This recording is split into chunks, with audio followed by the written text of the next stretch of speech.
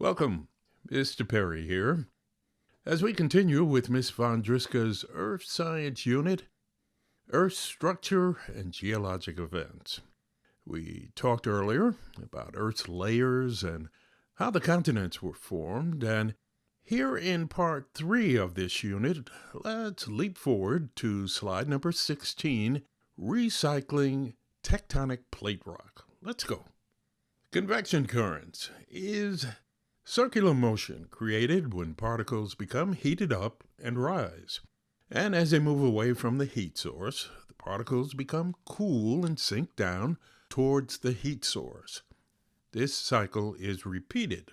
Now, convection currents in air can help to heat your food evenly, create wind, hurricanes, tornadoes, etc., carry hot and cold weather patterns throughout the atmosphere, and move evaporated water from oceans and lakes and drop it as rain or snow on other parts of the earth. Here's more detail. Take a deep breath. Get ready for one of the most hypnotic things you'll ever see in a science class.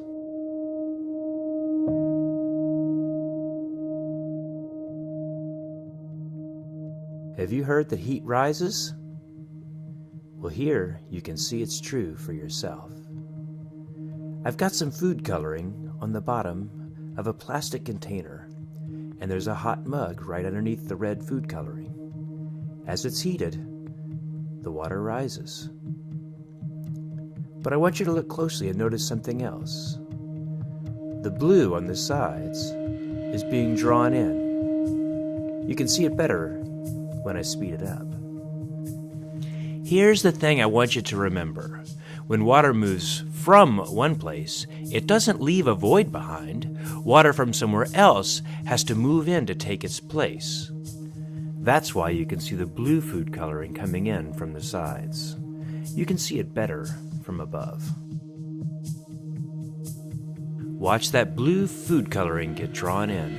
Do you see it?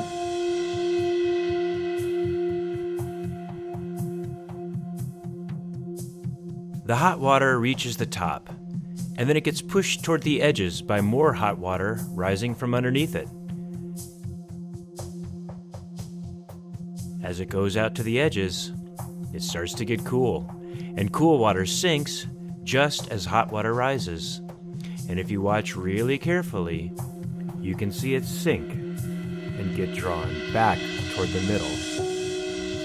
These are called convection currents, and you see them moving here in two big ovals. They're one of the major things that drive ocean currents, especially in the deep oceans. But it's not hot water rising that drives the ocean currents. It's really cold water sinking up near the poles. Here's a piece of ice that I froze with some blue food coloring in it, so you can see how cold water sinks. As water sinks at the North Pole, for example, water has to flow up from southern regions to take its place. And these currents travel around the globe, some of them taking 1,000 years to complete their course.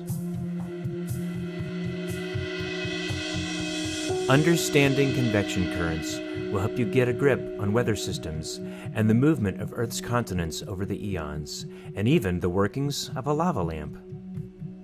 If you want to try this for yourself, click on this link for all the directions you'll need. Thanks for watching.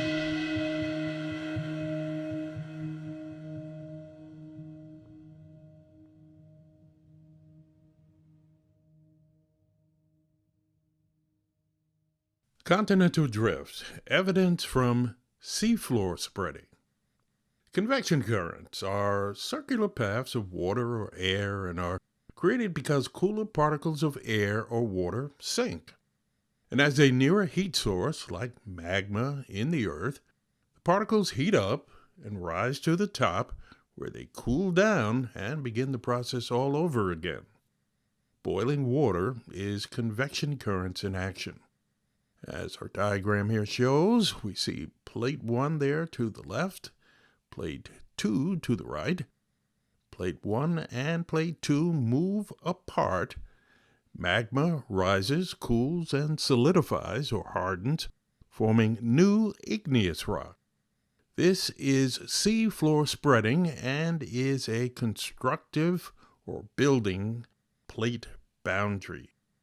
Okay, we see in our diagram magma rising up through the two plates through what is called the mid-oceanic ridge. And we have newer rock forming near the output of that ridge and older rock toward the outside. And we have convection currents in water. Convection currents in water can circulate nutrients from the surface and ocean floor. It can create ocean currents and jet streams, generate wind, tornadoes, hurricanes, etc., recycle rock into magma, and form new land. We have two pictorials here, one showing convection and how it causes deep ocean current, as you see that circular motion there.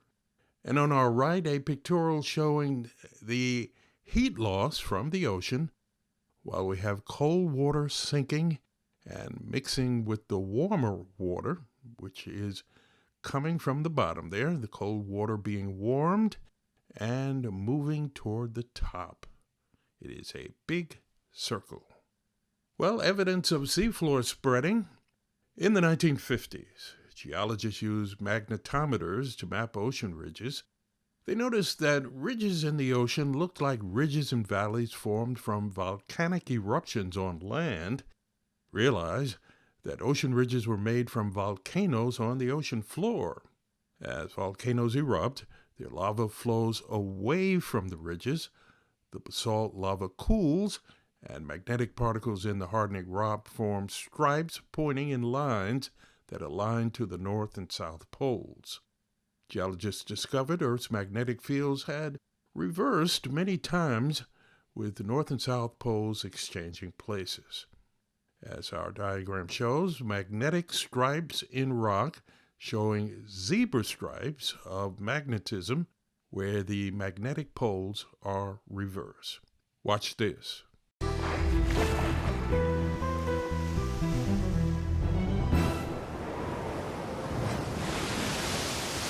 World War II. German U-boats were on the prowl. To track them, the Allied forces developed new sonar methods, and scientists were enlisted to help survey the ocean floor. When the United States entered the war, Harry Hess was a geology professor at Princeton University. But he also happened to be a Navy reservist, so it wasn't long before he found himself in command of an attack transport ship in the Pacific. To help maneuver when coming in for a beach landing, Hess's ship was equipped with a depth sounder. Now, still being a geologist at heart, he used the sounder to measure the depth of the ocean floor whenever his ship was out to sea. Now, what he discovered startled him. Until the Second World War, most scientists imagined the bottom of the ocean looked like this: flat, lined with nothing but sediment. But about 2 miles beneath the waves of the Pacific Ocean, Harry Hess discovered something else entirely. Mountains, like these here in California, with deep canyons and trenches, hundreds of high peaks that we now believe were once active volcanoes, and all of this at the bottom of the Pacific Ocean.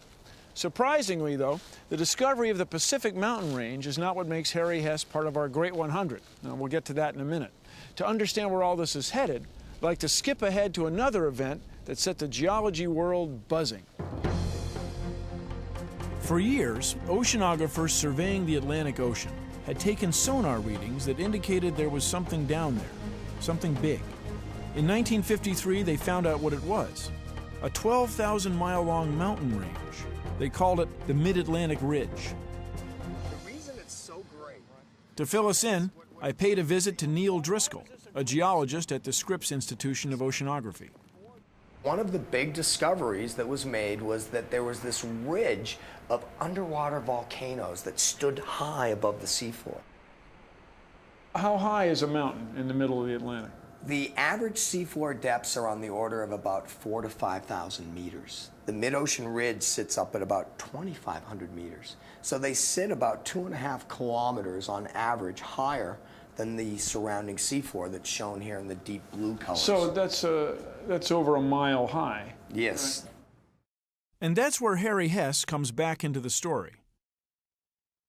Analyzing core samples and sonar readings from around the Mid-Atlantic Ridge, Hess made an astonishing discovery, a phenomenon almost beyond comprehension.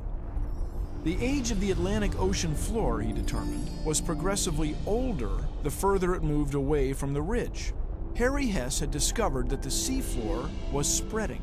He concluded that molten rock was being forced up from inside the Earth at the ridge, where it then formed into new crust on the ocean floor. Gradually, it was pushed away on either side as more molten rock continued pushing up from behind it. Hess called his great discovery seafloor spreading. Harry Hess was in a position that he could bring it all together. Things were spreading apart and new Earth was being generated. But if you did this for long enough, the Earth should grow. And it doesn't. The Earth doesn't get any bigger. No. Harry appreciated the fact that if new Earth was being generated in one area, they have to be consumed or recycled in another area. The process that recycles the crust of the spreading ocean floor back inside the Earth is called subduction. But as our next great discovery revealed, it's all part of a much larger process, perhaps the most powerful force on the face of the Earth.